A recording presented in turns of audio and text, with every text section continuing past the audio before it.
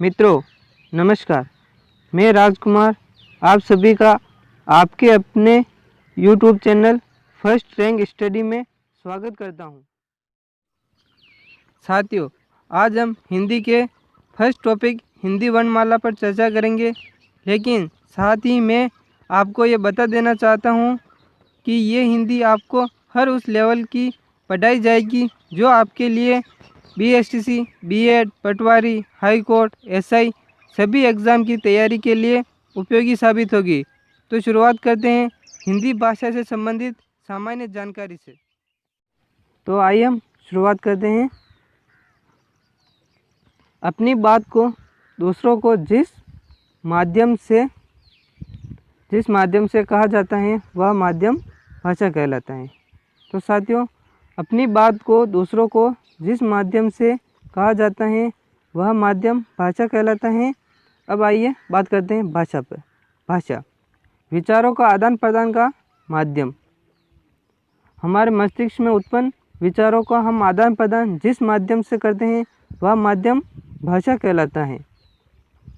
भाषा, अब देखिए भाषा शब्द की उत्पत्ति। भाषा शब्द संस्कृत की भाष धातु से बना है। किससे बना है? भाषा शब्द संस्कृत की भाष धातु से बना है, जिसका शाब्दिक अर्थ बोलना या प्रकट करना। तो भाषा शब्द संस्कृत की भाष धातु से बना है, जिसका शाब्दिक अर्थ बोलना या प्रकट करना। अब हम बात करते हैं भाषाओं के प्रकार। तो मूल रूप से भाषा दो प्रकार की होती है। फर्स्ट है लिखित और सेकंड मौखिक। अब लिखित भाषा वह भाषा जिसमें हमारे मस्तिष्क में उत्पन्न विचारों को हम लिखित रूप में व्यक्त करते हैं, वह लिखित भाषा। और हमारे विचारों को हम मौखिक रूप में व्यक्त करते हैं, वह मौखिक भाषा। अब चर्चा करते हैं भाषा के अन्य प्रकार।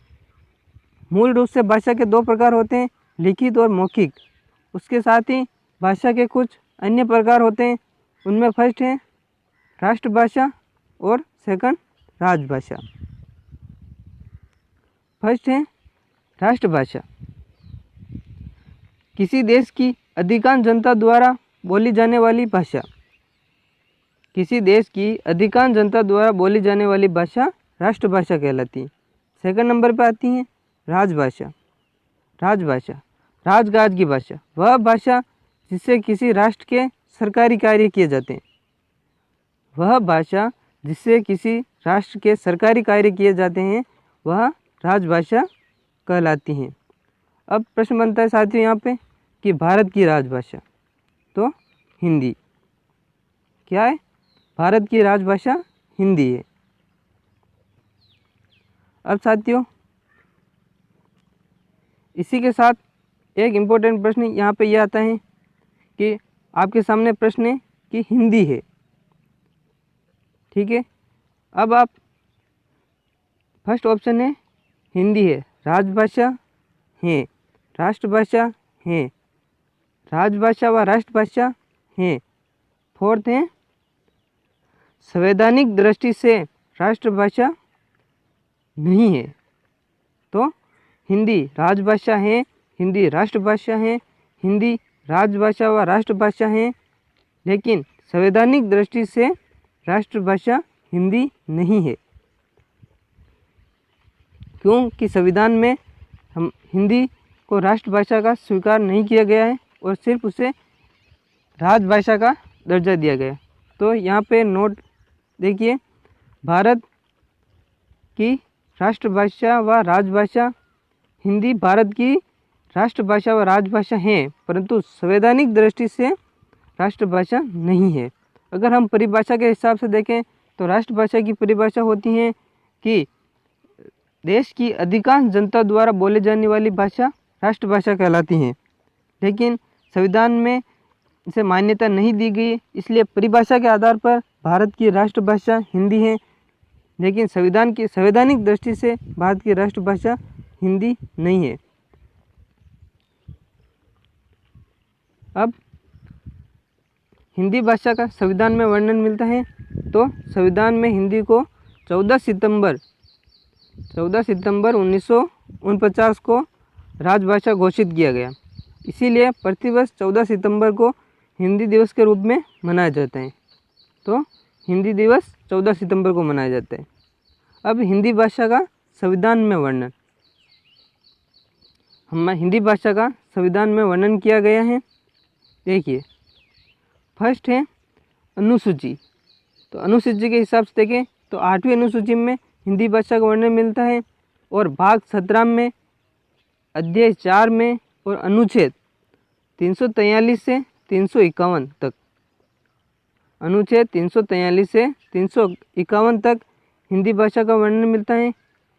यदि आपसे पूछा जाए कि कुल कितने अनुच्छेदों में हिंदी भाषा का वर्णन है, तो कुल 9 अनुच्छेद में हिंदी भाषा का वर्णन किया गया है। साथ ही हम देखते हैं अनुच्छेद हिंदी भाषा से संबंधित अनुच्छेद फर्स्ट 343 के अनुसार भारत की राजभाषा हिंदी व लिपि देवनागरी है। तो अनुच्छेद 343 के अनुसार भारत की राजभाषा हिंदी व लिपि देवनागरी है। तो साथियों, आपसे यहाँ एक प्रश्न है कि हिंदी के अलावा और कौन सी भाषा हैं जिनकी लिपि देवनागरिक है। प्लीज़ इसका उत्तर अपने कमेंट बॉक्स में दें। अब हम चर्चा करते हैं अनुच्छेद 351। तो 343 से 351 तक कुल 9 अनुच्छेदों में हिंदी भाषा का वर्णन है। अब 343 के अनुसार भारत की राजभाषा हिंदी व लिपि देवनागरी है। 351 हिंदी के प्रसार का वर्णन मिलता है। तो अनुच्छेद 351 में हिंदी के प्रसार या हिंदी के विकास का वर्णन मिलता है।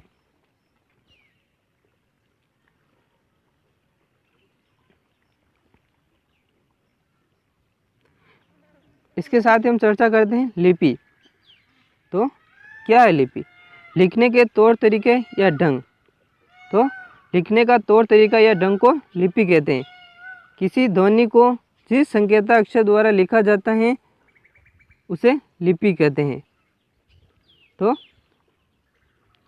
हिंदी की लिपि देवनागरी है, और लिपि लिखने के तौर तरीका या ढंग को लिपि कहते हैं। किसी ध्वनि को जिस संकेतक अक्षर द्वारा लिखा जाता है उसे लिपि कहते हैं। अब बात करते हैं ध्वनि की। तो ध्वनि भाषा की सबसे छोटी इकाई। भाषा की सबसे छोटी इकाई ध्वनि है। उसके बाद आता है वर्ण। तो भाषा की सबसे छोटी इकाई। अब देखते हैं कि ध्वनि सबसे, अगर आपसे प्रश्न पूछा जाए कि सबसे छोटी इकाई, तो ध्वनि, और भाषा की सबसे छोटी इकाई वर्ण है। वर्ण जिसके और टुकड़े नहीं किए जा सकते, और वर्ण खंडेतर इकाई है। क्या? वर्ण एक खंडेतर इकाई है और इसके और टुकड़े नहीं किए जा सकते। वर्ण एक खंडेतर इकाई है। यहाँ ध्वनियों को लिखित रूप दे दिया, यदि ध्वनियों को लिखित रूप दे दिया जाए तो वर्ण कहलाते हैं। अब हम चर्चा करते हैं अक्षर। अक्षर वर्णों या ध्वनियों का समूह जिसका उच्चारण श्वास के एक ही आघात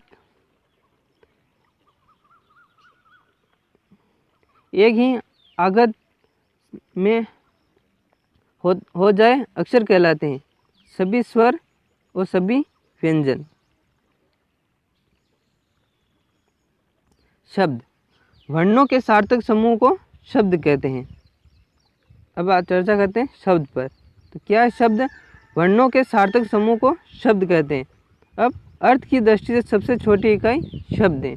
अब देखिए, सबसे छोटी इकाई ध्वनि, और भाषा की सबसे छोटी इकाई वर्ण, और अर्थ की दृष्टि से सबसे छोटी इकाई शब्द है। अब आता है वाक्य।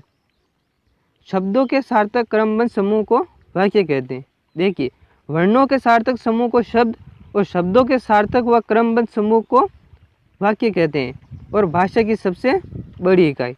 देखिए, हम सब भी एक साथ चर्चा कर लेते हैं कि सबसे छोटी इकाई ध्वनि, भाषा की सबसे छोटी इकाई वर्ण, अर्थ की दृष्टि से सबसे छोटी इकाई शब्द, और भाषा की सबसे बड़ी इकाई वाक्य।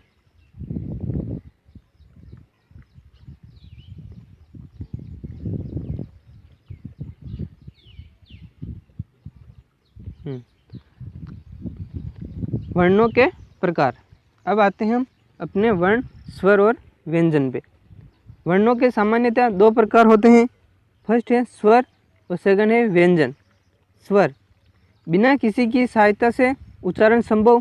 फर्स्ट विशेषता ये है स्वर की कि बिना किसी की सहायता से उच्चारण संभव। दूसरा स्वतंत्र व बाधा रहित उच्चारण की। अब परिभाषा देखिए, वे वर्ण जिनके उच्चारण में वायु बिना किसी स्पर्श के बाहर निकलती हैं स्वर कहलाते हैं। तो वे वर्ण जिनके उच्चारण में वायु बिना किसी के स्पर्श बाहर निकलती है वह स्वर कहलाते हैं।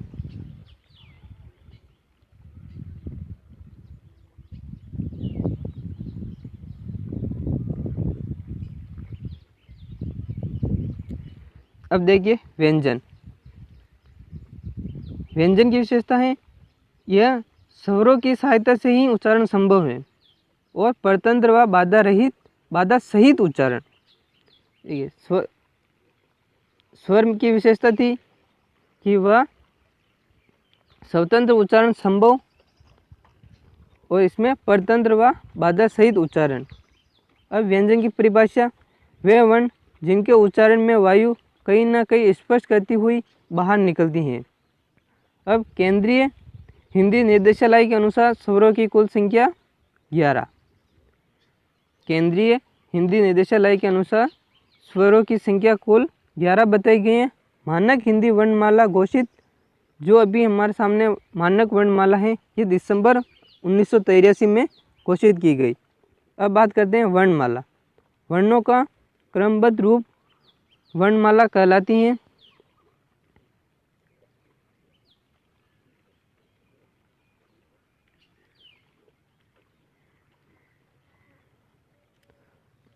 देखिए वर्णों का क्रमबद्ध रूप वर्णमाला मानक हिंदी वर्णमाला में कुल 52 वर्ण होते हैं। मानक हिंदी वर्णमाला में कुल संख्या वर्णों की कुल संख्या 52 है। इनमें 11 स्वर, 2 आयोगवाह अम और आह, 33 मूल व्यंजन, 4 संयुक्त अक्षर, 2 उत्तक्षेप ड और ढ और कुल 52।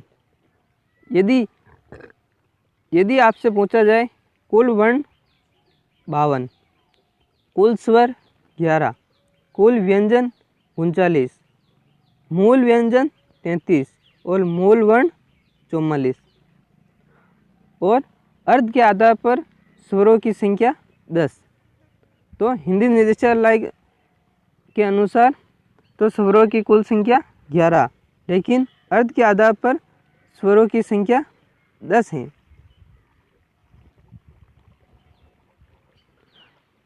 अब चर्चा करते हैं आयोगवाह। वे वर्ण जो न तो स्वर और न ही व्यंजन आयोगवाह वर्ण कहलाते हैं। वे वर्ण जो न तो स्वर न ही व्यंजन वे आयोगवाह वर्ण कहलाएंगे।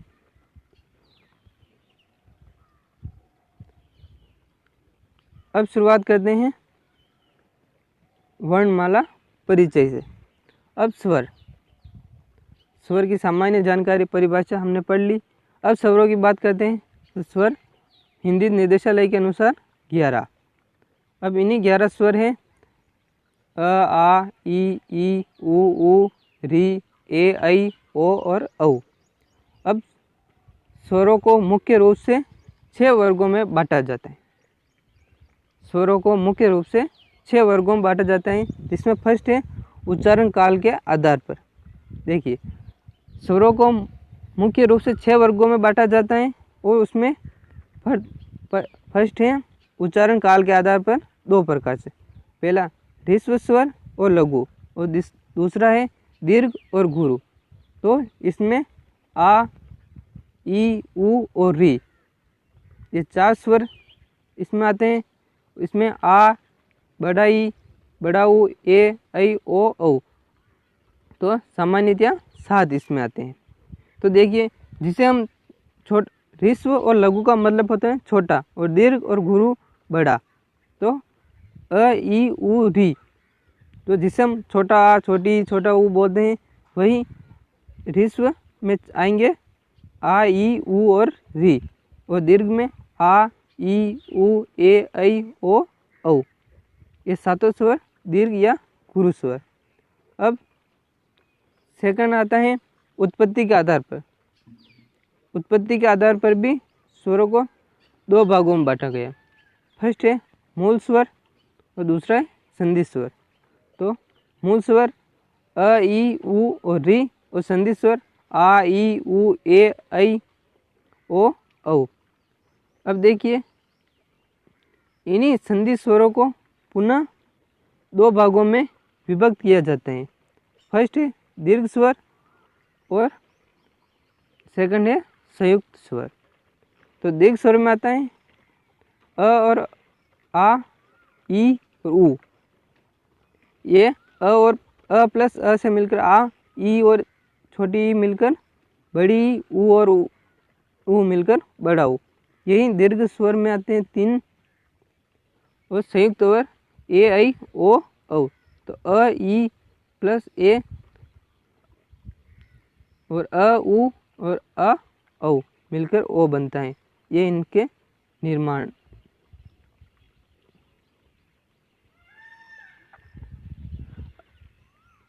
अब आपसे दो प्रश्न पूछे जाते हैं। फर्स्ट है उच्चारण काल के आधार पर स्वरों की, उच्चारण काल के आधार पर दीर्घ स्वरों की संख्या, और उत्पत्ति के आधार पर दीर्घ स्वरों की संख्या। तो देखिए इन दोनों का जवाब अलग अलग हुआ।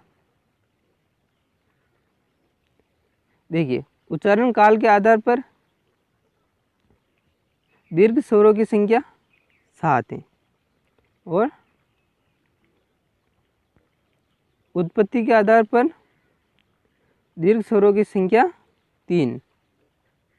तो उच्चारण काल के आधार पर दीर्घ स्वरों की संख्या 7 और उत्पत्ति के आधार पर दीर्घ स्वरों की संख्या 3।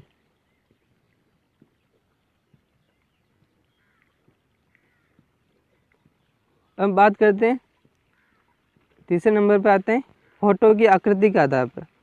फर्स्ट है वृत्ताकार और सेकंड है अवृत्ताकार। वृत्ताकार में उ ओ औ चारों आते हैं, और अवृत्ताकार में अ आ ई ए ऐ और री। अब इनकी सामान्य ट्रिक्स देख लीजिए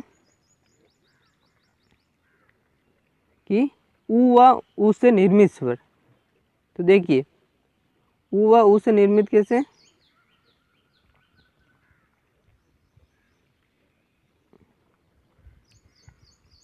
देखिए उ प्लस मिलकर उ, तो ये उ से निर्मित, और उ ये रहा अ प्लस उ, ये चारों उ से निर्मित स्वर। होठों की आकृति के आधार पर उ व उ से निर्मित स्वर इसमें आएंगे, और अवृत्ताकार में अ आ ई ए ऐ और री, ये सातों, और अ व अ से निर्मित स्वर।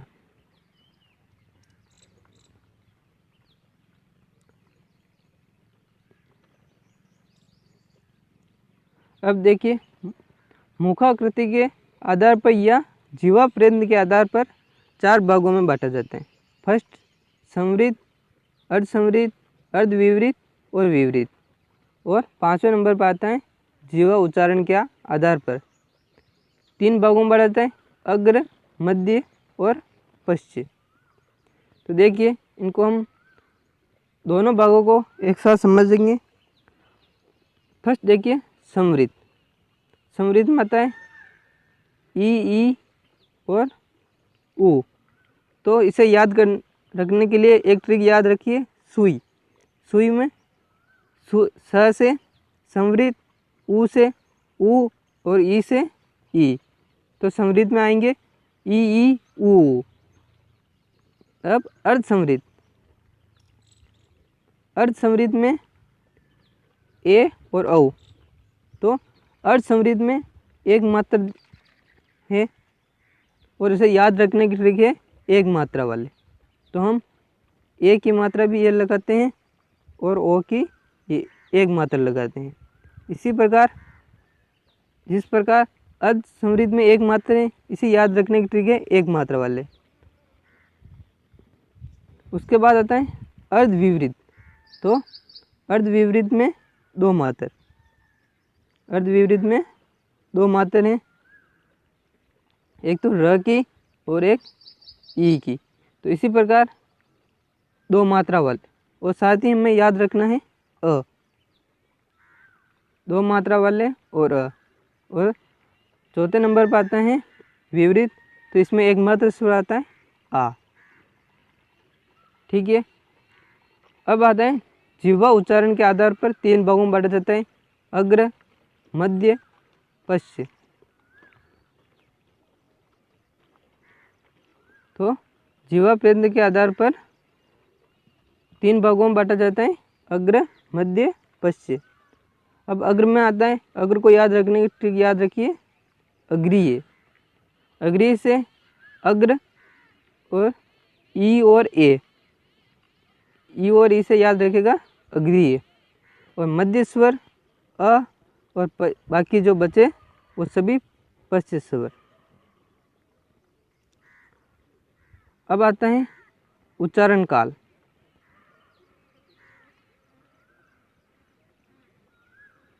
अब 6 नंबर पे आता है, जैसा कि हमने शुरू में बात की कि स्वरों को 6 भागों में या 6 वर्गों में बांटा जाता है। उसी के साथ 6ठा नंबर पर आता है उच्चारण स्थान के आधार पर।